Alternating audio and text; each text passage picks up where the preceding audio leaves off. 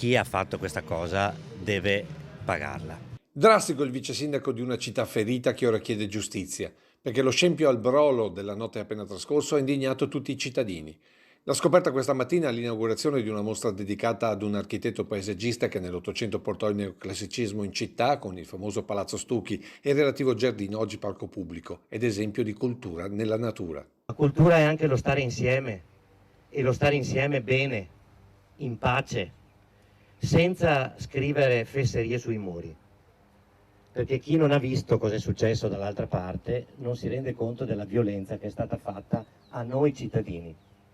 A noi, non i luoghi hanno poca importanza, siamo noi che dobbiamo essere rispettati anche. Del resto le scritte sul muro dell'abbazia raccontano da sole il livello di cultura di chi le ha realizzate. Lo sfregio che è stato fatto nell'area del Brolo, nel muro dell'abbazia, è veramente una cosa che merita la massima attenzione e bisogna che troviamo i responsabili, anche perché le telecamere ci sono, la polizia locale, tutti faranno il loro lavoro. Giovani che peraltro sarebbero già stati individuati e che con i genitori presto saranno convocati in municipio.